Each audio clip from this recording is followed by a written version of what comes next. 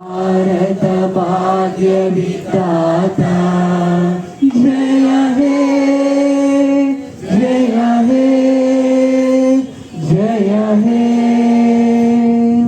जय जय जय మాచర్ల సువార్తమ్మ గారు శుభాకాంక్షలు తెలియజేయండి. ఆ తర్వాత సెక్రటరీ గారు సరళ గారు కూడా ఇంకా ఎవరైనా ప్రియ సమాజం నుంచి ఆశపడుతూ ఉన్నట్లయితే శుభాకాంక్షలు తెలియజేయండి. వారందరూ కూడా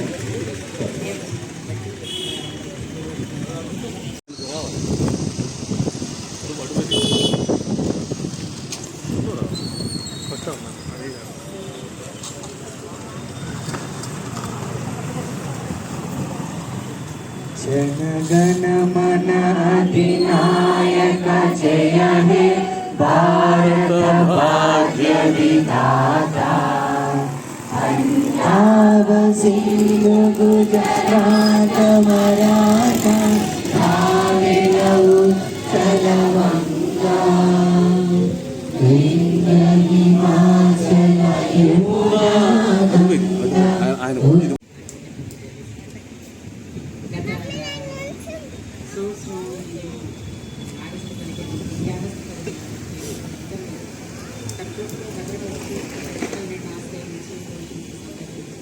మనందరినీ సజీవులుగా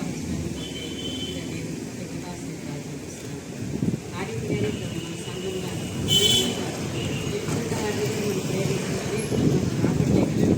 మనసుని దేవుడు దయచేయండి.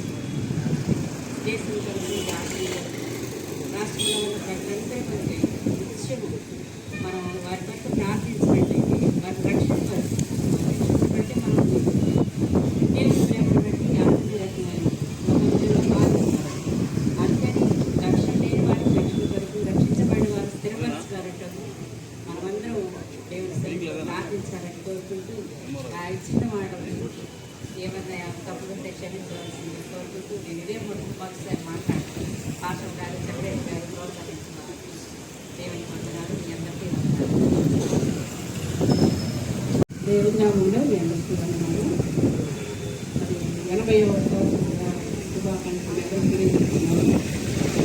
ముఖ్యంగా అందులో ఏదైనా తోటలో పోగొట్టుకున్న మన స్వాతంత్రాన్ని మరి మన తండ్రి అయిన దేవుడు తన కుమారుని యొక్క పవిత్రమైన రక్తాన్ని చిందించి పాపం నుండి మనల్ని స్వతంత్రులుగా చేశారు. అది మనం క్రైస్తవులుగా మనం ఖచ్చితంగా నమ్ముతాం. కాబట్టి సత్యమే మనల్ని స్వతంత్రులుగా చేయను అని మన బైబిల్ వాక్యం ప్రకారము మనము సత్యమే పలకాలి, సత్యంలోనే జీవించాలి.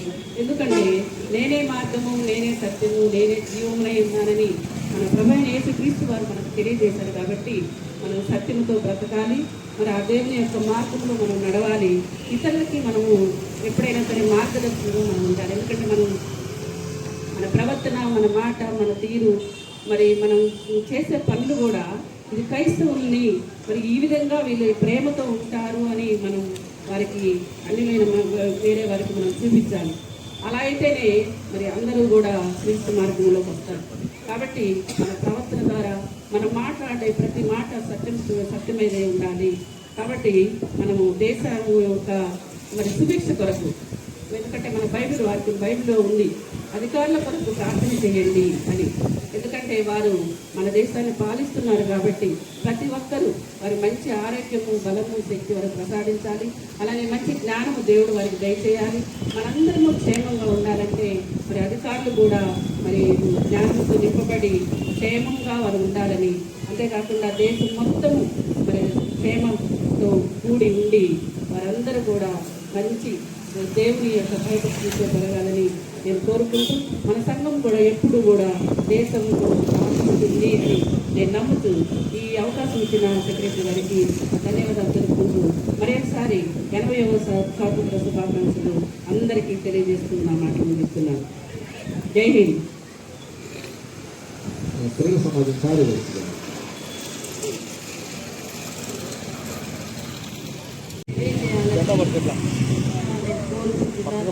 ప్రతి ఒక్కరికి హృదయపూర్వకమైన వందనాలు తెలియజేస్తూ ఏ దేశస్థులమైనా ఏ జాతి మనదైనా యేసులో